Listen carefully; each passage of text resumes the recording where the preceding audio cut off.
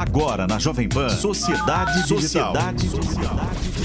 Com Carlos Aros e André Miceli. Sociedade Digital no ar, a ponte aérea mais tecnológica do seu rádio e também da internet. Você que está nos acompanhando com imagens pelo Panflix e pelo canal Jovem Pan News no YouTube, também vai ficar ligado neste programa que vai tratar sobre proteção de dados pessoais. É um assunto dos mais importantes e que nunca esteve tão em alta. Felizmente, um debate longo, um debate extenso e que ainda, de alguma maneira, não alcançou todas as dimensões e toda a complexidade do que envolve a proteção de dados pessoais, principalmente no mundo digital. A gente fala sobre isso já há bastante tempo, eu trato desse assunto já há bastante tempo e a cada dia que a gente discute surgem novos pedacinhos, novos fiapos que a gente vai puxando e encontrando novas histórias. E a gente vai discutir isso hoje porque a gente já avançou com a LGPD, com a ANPD, agora temos o Conselho Nacional de Proteção de Dados, temos já, não é, a possibilidade de aplicação de sanções previstas na lei, ou seja, tem muita coisa acontecendo. E o que a gente precisa ficar atento quando o assunto é proteção de dados pessoais? Comigo nessa jornada, o meu parceiro André Miceli, direto do Rio de Janeiro. Tudo bem, meu velho? Tudo bem, meu amigo. Sabe que vejo daqui os seus olhos brilhando quando o assunto é segurança. Os olhos de Carlos Aros brilham. Vamos ter um programa hoje, agora falando sério, importante, porque finalmente as sanções previstas desde setembro do ano passado, quando a lei entrou em vigor, a previsão também é que a partir de agosto desse ano, ou seja, agora, as punições já podem ser aplicadas. Vamos ver se a lei pega. O Brasil é o país onde tem lei que pega e tem lei que não pega. Vamos ver o que vai acontecer com ela. Eu não sei não, mas eu acho que nesse caso não tem muita chance de brincar de pega-pega com a lei, não. Ou vai, porque a gente já está atrasado nessa brincadeira. E aí, a gente ficou naquela, não vamos falar sobre proteção de dados e tal, e aí surgiram aí os nomes pro conselho, e tem uma porção de conhecidos, né, de pessoas que a gente vai encontrando pelo caminho, todos gabaritadíssimos para estar lá, entre os titulares e os suplentes, e com visões diferentes, algumas até antagônicas em alguns aspectos, mas figuras que discutem e que fazem parte de um contexto muito interessante, muito importante do debate sobre proteção de dados aqui no Brasil. E aí, conversando com o André, eu falei, vou falar com o meu amigo Fábio Stable, ver se ele tem agenda nesta vida corrida para nos atender. E para minha felicidade, ele topou estar aqui com a gente hoje para tratar desse assunto. Fábio, um prazer estar com você e poder tratar desse assunto tão importante. Com você eu aprendi demais sobre esse tema, então eu sempre gosto de recorrer à sua sabedoria quando o assunto é privacidade. E, aliás, não só proteção de dados, privacidade, mas tudo que envolve o digital de uma maneira bem ampla e profunda. Obrigado por estar aqui, meu amigo. Carlos, muito obrigado pelo convite. Um abraço aí para o André também. Vamos falar dessa lei que eu acho que pega. Proteção de dados pega sim. O Fábio é diretor executivo do ITS, Instituto de Tecnologia e Sociedade, e está lá com o nome dele lá no Conselho Nacional de Proteção de Dados.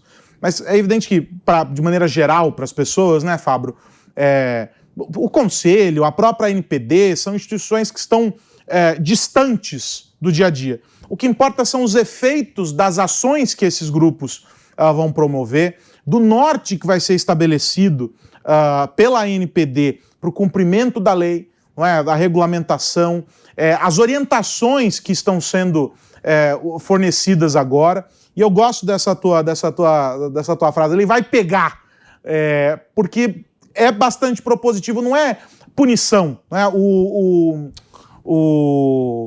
O presidente da NPD esteve no evento da Brascom esses dias e ele falou algo bem interessante, dizendo o seguinte, olha, não é para ser punitivo. Eu não quero ficar dando nota vermelha aí no caderninho das empresas. Eu quero que as pessoas construam um ambiente de transparência, um ambiente em que a relação com o consumidor, com os dados desses consumidores, seja uma relação honesta, uma relação justa, em que a empresa ganha o que ela tem que ganhar, o consumidor ganha o que ele tem que ganhar e todo mundo fica feliz. E não quando a balança está pesando para um lado só. esse é o caminho ou você acha que a NPD tá boazinha demais, Fábio, ao assumir essa postura? Porque tem gente que merece um puxão de orelha, assim, um pouco mais efusivo na hora de lidar com os dados dos consumidores, né? Olha, a dificuldade hoje é uma dificuldade de cultura. A gente não tem uma cultura e uma tecnologia de proteção de dados em geral. Então, eu não acho que o graveto, né, a porrada, a pena e etc., vá resolver. Eu acho que ela é necessária existir, ela deve ser aplicada quando for grave, mas o que realmente faz diferença na cultura de proteção de dados é realmente uma formulação mais abrangente. E aí, a primeira coisa é trabalhar, né? Tem muita coisa agora que você tem que definir. Como é que funciona a proteção de dados na saúde? Como é que funciona nos bancos? Como é que funciona nos dados que ficam no exterior? Como é que a gente lida com o artigo 20, o artigo 50? Tem muita coisa aí para definir. Muita parte do conselho, né, do CNPD é justamente essa questão de assessorar estudos, propor atividades e etc. A NPD do Brasil, ela surge tarde, mas ela surge, vamos celebrar. Ela surge pequena, comparada, por exemplo, com a Europa. Você vai ter muitos menos funcionários, dirigentes da NPD, mas ela surge e ela já fez muita coisa. Ano passado teve algumas consultas e algumas ações bastante afirmativas. É claro que a gente tem uma expectativa de resolver os problemas a curto prazo, mas quando a gente olha a Europa, que implementou a GDPR, que foi tipo a inspiração para a LGPD na nossa lei, a gente vê que levou mais de 10 anos para a gente começar a mudar uma cultura. Então, é uma lei que pega, é tipo o CDC, né? É tipo o Código de Defesa do Consumidor. Ele não começou em 92, 96, nos principais momentos que ele teve, mas quando ele começa, ele realmente pega. E quem espera muito da LGPD é o cidadão, né? A gente tem uma preocupação grande com dados pessoais, mas que a gente não entenda muito, tem essa preocupação do meu WhatsApp, meus dados, minhas fotos, a minha saúde. Eu acho que é uma lei que pega, mas não vai ser da noite para o dia. Tem muito trabalho a ser feito aí. Agora, saiu recentemente uma pesquisa no Olhar Digital falando que apenas 37% dos brasileiros conhecem a lei. Eu queria perguntar quais são os direitos que nós temos que ainda não sabemos. O que o espectador do Sociedade Digital pode ficar agora atento em relação às empresas no que diz respeito ao uso dos seus dados? Sobre os direitos, são mais de 12, mas vamos ilustrar alguns que você tem direito agora. Não é que você não tinha antes, você até tinha, mas agora é muito claro que você tem, muito mais fácil de fazer. A primeira coisa é que você tem direito a pedir acesso aos seus dados. Então você pode perguntar para a empresa e falar quais dados você tem meu. Você também pode pedir para deletar os dados. Existem alguns casos em que a empresa não pode deletar aquele dado especial, contratos, por exemplo, mas todos aqueles dados que ela não tiver por alguma obrigação maior que manter, ela tem que deletar, por exemplo, né? Um direito a você remover dados. Outros dados que você tem o direito a corrigir os seus dados. Então isso é muito comum em dados de cartórios, que às vezes criam nomes diferentes seus, informações diferentes. Então se você tem um dado seu, você pode pedir para corrigir aquele dado. E existem vários outros direitos que vão meio que se incorporando. Talvez, se a gente tivesse que resumir, eu acho que o espírito da lei é o seguinte: o dado é seu. O dado não é da empresa, o dado não é do governo, o dado não é. O dado pessoal é um dado seu. O que o terceiro tem é um direito, uma possibilidade, uma oportunidade de usar aquele dado para alguma coisa, de tratar aquele dado. Essa inversão parece pequena, mas ela é gigante. Quando tinha o debate americano sobre dados pessoais, em algum momento tinha a ideia que se a empresa coletou aquele dado, a empresa tinha um enorme poder de direito sobre aquele dado. Essa ideia de que o dado é uma coisa, um petróleo que você tem. Quando você tem o debate europeu, que foi o que a gente importou e adaptou, você tem a ideia de que o dado pessoal é seu e alguém está usando e tem obrigação. É como se você alugasse, arrendasse, emprestasse esse dado para alguém. E aí, André, os direitos eles são muito associados com isso. O dado é seu. E aí você tem um monte de instrumentos. Alguns instrumentos ainda são novos, são até estranhos para a gente. Um deles é a portabilidade de dados. A ideia é que você pode pedir o seu dado para transferir ele para outro lugar. Open Banking, por exemplo, que a gente está escutando por aí, é essa ideia de que alguns dados não são dos bancos, são seus. Um deles é um cadastro de clientes. Então, você quer ir do banco A para o banco B, Em vez de você ter que apresentar todos os documentos de volta, você vai ter um direito, uma forma de exercer isso, que é falar o seguinte: banco, me dá meus dados aqui, eu vou dar esses outros dados aqui para outro banco, e isso facilita meu sistema de cadastro. Daqui a pouquinho isso daí está implementado, e tem a ver um pouco com a LGPD, tem a ver um pouco com esses dados pessoais e essa portabilidade de dados. Eu acho que o que a gente vai ver é uma implementação gradual desses dados. O ITS, por exemplo, com o Tribunal de Justiça de Santa Catarina, a gente criou um aplicativo só para o Tribunal de Justiça poder dar acesso aos dados do cidadão, para o cidadão poder pedir para ter os dados, mudar os dados, excluir os dados. A gente vai ver agora qual que é a demanda das pessoas por esse aplicativo. Eu vou ter 3 mil pessoas pedindo esses dados por mês, 30 mil, 3 milhões. Eu acho que gradativamente as pessoas elas vão se dando conta do dado pessoal e vão começando a exercer melhor o direito. Mas tem mais de 12 direitos novos aí, possibilidades que você tem. Vale a pena entrar no site da ANPD, tem alguns infográficos lá que ajudam bastante a entender isso. E tem uma questão que é recorrente nessa discussão sobre a proteção de dados, que é não só o efeito individual, ou seja, eu, Carlos Aros, que vou lá recorrer sobre algo que viola o meu direito, mas quando isso acontece em grande escala, quando a gente tem um efeito aí dominó, com dezenas, centenas, milhares de pessoas sendo vítimas de violações. Essa é uma discussão muito própria também do universo ligado às plataformas e às ferramentas digitais que não atuam de um para um, né? É uma realidade que abraça aí comunidades inteiras, você tem grupos muito grandes. Como é que vai ser a atuação nesses casos? Porque já há algumas discussões de ações coletivas, enfim, você tem uma série de temas aí surgindo e, óbvio, o Brasil não vai ficar fora disso, né? Se aconteceu nos Estados Unidos, se aconteceu na Europa, em algum momento vai chegar aqui.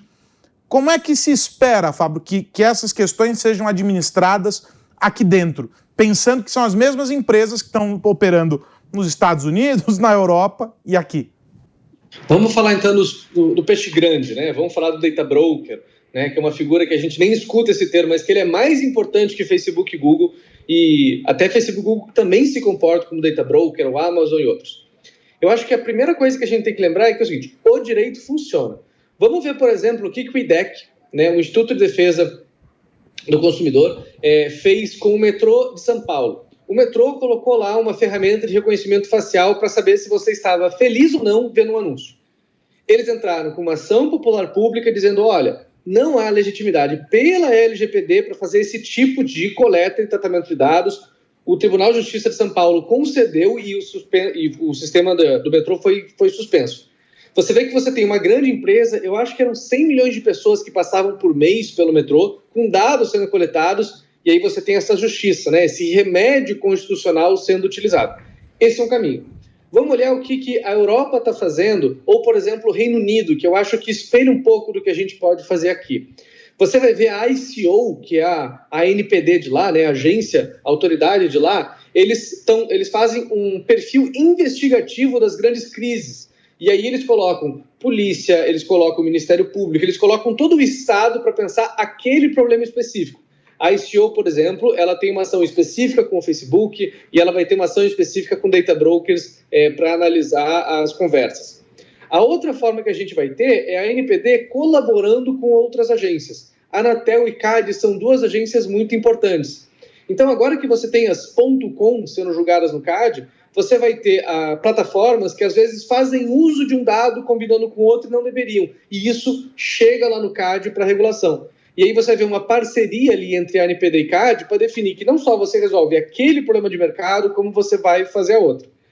Agora, se a gente esperar que a ANPD tenha esse braço que o CAD, a Anatel ou outras tenham, talvez esse começo de vida da autoridade a gente não veja muito isso. São poucas pessoas. Se você pensar na burocracia necessária, investigação necessária, é uma autoridade que ainda depende muito mais de outras agências do que alguém que pode fazer isso sozinho.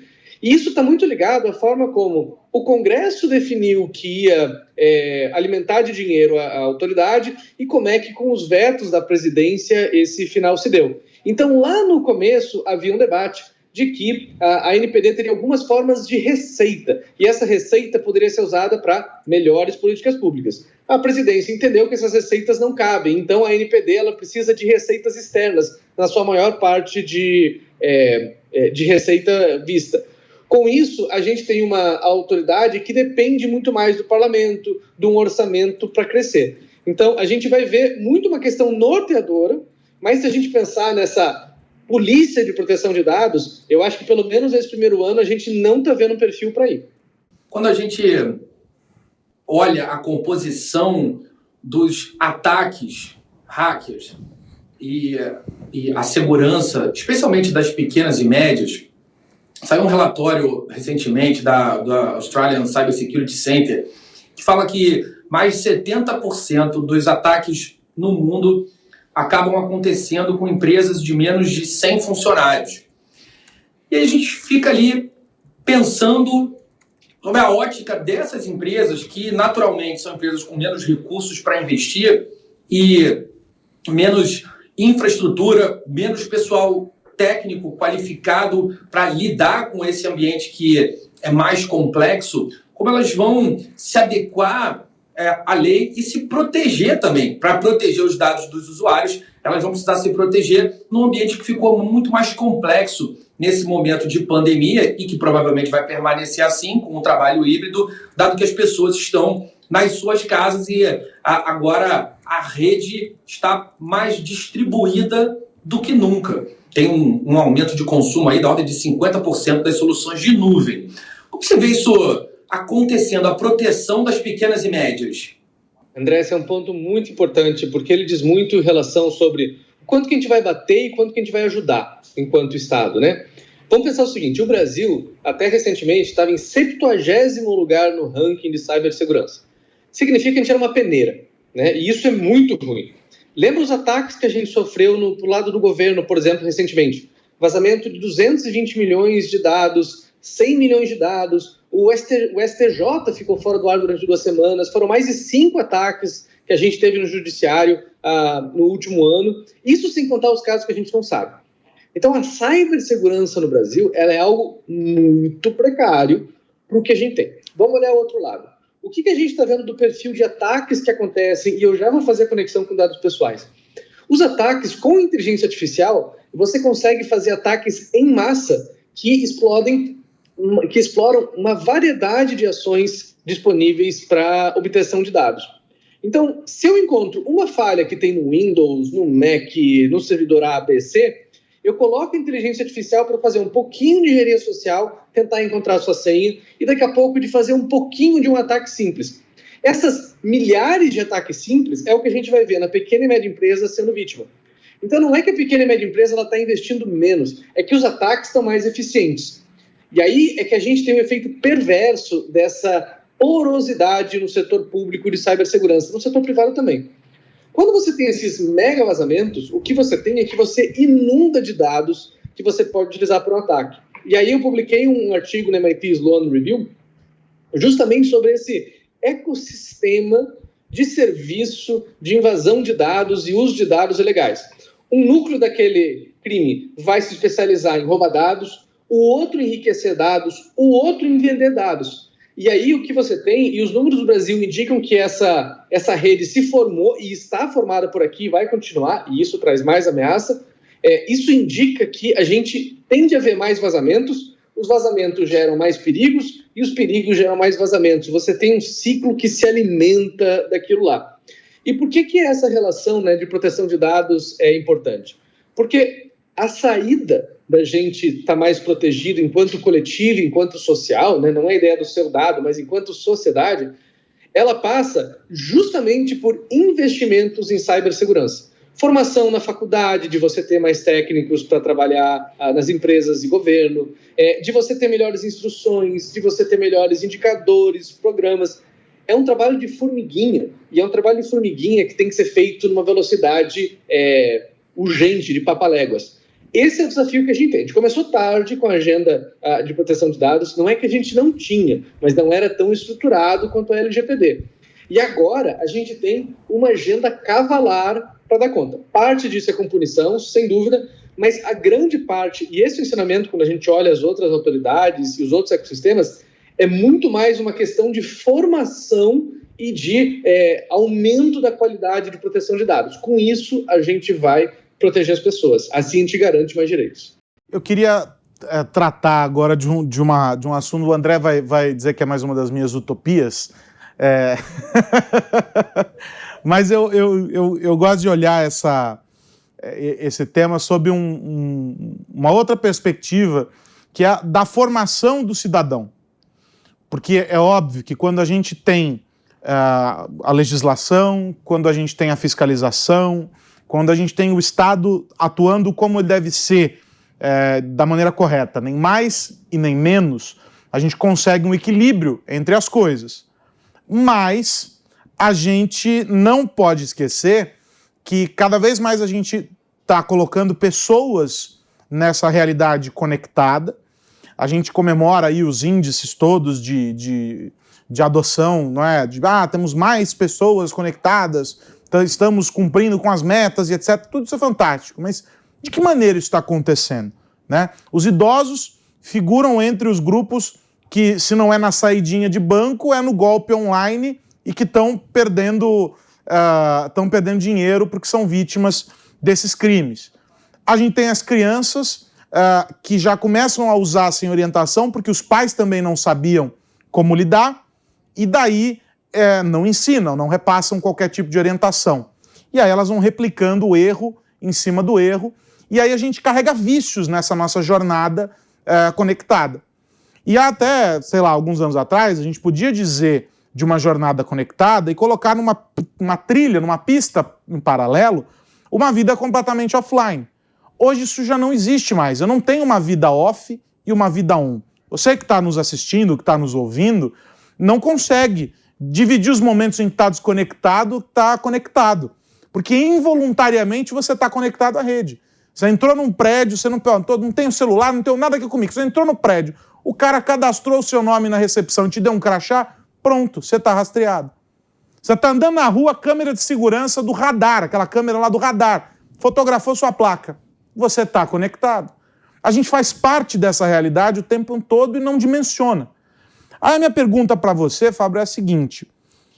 O Marco Civil da Internet, que é anterior à Lei Geral de Proteção de Dados, me lembro do dia em que foi sancionado o Marco Civil da Internet, eu estava lá no evento da sanção, acompanhando o discurso das autoridades e tudo, foi o governo Dilma ainda, começo do governo Dilma, todo mundo muito feliz, e o Marco Civil, vários países celebrando o pioneirismo no Brasil e etc, incrível. Um dos artigos, se não me engano, é o 26, posso estar errado, fala sobre o direito à educação, que eles colocam lá, a educação digital, no contexto das escolas, ou seja, da formação lá no comecinho. A gente, em 2013, sancionou a lei. Estamos em 2021. O que nós fizemos a respeito dessa educação que deveria ser digital, mas eu insisto que só deveria chamar educação, Fábio Stable? Se eu pudesse chorar, eu chorava. Porque eu tentei conectar as escolas durante 6 anos e falhei. Metade das escolas do Brasil estão desconectadas da internet ou tem internet só para diretora, durante 6 anos. E não é que alguém seja contra conectar a escola, não. Ninguém é contra, mas ninguém é a favor. E aí não vem o dinheiro, não vem a ação. Alguns estados fizeram coisa muito legal, São Paulo é um deles, Ceará, a gente tem bons exemplos. Mas as escolas estão desconectadas. Qual que é a realidade agora com o Covid?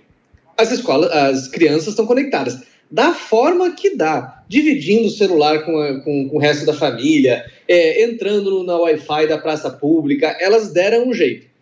Então, o que você vê? A hora que a gente não tem um programa de educação digital, a gente não tem o letramento digital. Isso causa o quê? Isso causa uma baixa higiene cibernética. As pessoas, elas não sabem como se comportar. Você falou das pessoas de mais idade, tem essa mesma dificuldade de higiene cibernética. Então, eu vou falar uma coisa para quem está nos vendo, ouvindo, é o seguinte: se eu conseguir adivinhar a sua senha, tendo qualquer dado pessoal seu que está vazado na internet, a sua senha não é boa. Principalmente se ela for sua senha de e-mail ou banco. Se essas senhas forem fáceis, você não está protegido. E essa é a principal atividade que você deve fazer agora. Então, higiene cibernética e essa educação é um elemento. Agora, olha o outro elemento que a gente precisa para fazer essa proteção de dados, né? A gente precisa também ter uma coisa que é privacidade por design, privacy by design, que é o termo usado em inglês. Isso significa que a gente tem que cobrar das empresas que fazem software e hardware que elas apliquem por padrão, por mais que o usuário não veja, as questões de privacidade. Então, veja, celular hoje, por regra, vem criptografado. Isso já é muito bom. Comunicação pela internet, a maior parte é criptografada. A senha, ela vem obrigatório de você colocar, você tem que desligar se você não quiser. Essas pequenas coisas que aumentam a segurança, elas são essenciais para esse ecossistema. Atualização de software padrão. Isso está muito relacionado aos ataques. A terceira coisa que a gente pode falar é o seguinte: infelizmente o Brasil continua dando jeitinho. A gente continua não levando a sério a questão da educação digital. E aí a proteção de dados, ela se constrói num ambiente muito difícil. Quer ver uma coisa que é super importante na LGPD e que muda o conceito, mas que vai levar um tempo para a gente mudar a cultura? Se chama minimização de dados. A lógica é o seguinte: se você criou um negócio, ou se você é o governo, o que for, você tem a obrigação de pedir, solicitar o mínimo de dados possíveis. A lógica no início da internet era o seguinte: pede todos os dados aí e a gente sai usando depois, se não jogar fora. Claro que isso é pior para vazar, claro que isso é pior para administrar. Então a lógica agora é o mínimo de dados. Vai levar um bom tempo para a gente ver isso daí sendo colocado. Toda pesquisa que sai de dados do setor privado, mas principalmente do setor público, a gente vai ver o contrário sendo feito. É uma cultura que é longa. Eu espero que não demore mais 10 anos para a gente implementar aí essa educação digital. Ainda mais com o Covid, que a gente viu os desafios associados a isso. Mas, Aros, para ser honesto, eu não acho que vai ser amanhã, não. Eu acho que a gente ainda tem uma luta aí. E esse é um desafio que ele tem que ser encarado, de novo, né? O governo tem a responsabilidade dele, os governos, o federal, os estados, os municípios, mas as empresas também, porque a gente necessariamente está falando sobre uma parcela de uma comunidade que consome, que está alijada, que está fora dos meios de consumo. Ou seja, se caminhamos para o digital e a gente tem por ali um retorno interessante, outro dia nós falamos, né, André, sobre as DNVBs, as marcas que já nasceram no ambiente digital, elas estão forjadas para entender esse consumidor que também é digital. O que significa que nós estamos deixando um grupo de fora. E é um grupo grande, a gente não pode ignorar isso num país com as dimensões do Brasil. De modo que é uma responsabilidade da iniciativa privada, em conjunto com os governos, promover esse processo de inclusão digital, de modo que a gente tenha uma formação das pessoas, não só por causa da proteção de dados, e também não só por causa do consumo e da necessidade de incluir essas pessoas lá, mas porque trata-se de uma necessidade, porque o mundo caminha nesta direção. Aqueles que não estiverem conectados é como se estivessem morando num outro planeta. A gente não dimensiona isso hoje, mas vamos projetar isso daqui 5, daqui 10, daqui 20 anos. O efeito disso é nocivo ao extremo.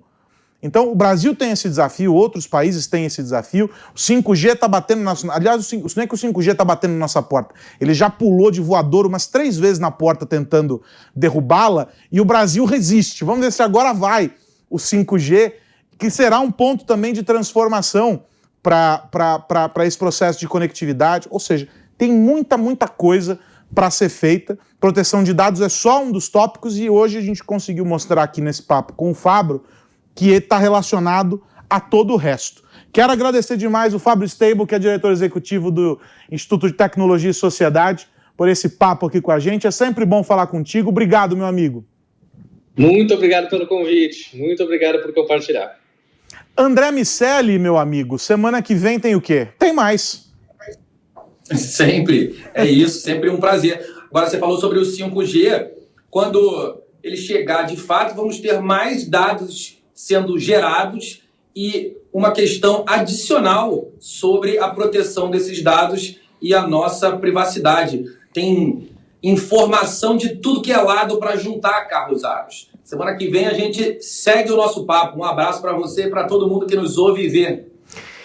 E você que nos acompanhou até aqui, se chegou pela metade do caminho, sintonizou a Jovem Pan em alguma emissora da rede e pegou pela metade do caminho, não tem problema. Vai lá no Panflix ou no canal Jovem Pan News no YouTube, que este papo completinho está disponível para você poder assistir e compartilhar com aquelas pessoas que você imagina que vão aprender sobre proteção de dados. E aí eu vou dizer que é todo mundo. Então, só compartilha, porque o assunto é importante para todo mundo. Sociedade Digital volta na semana que vem. A gente discute os impactos da tecnologia no seu dia a dia. Um grande abraço. Tchau, tchau. Você ouviu Sociedade Digital com Carlos Aros e André Miceli.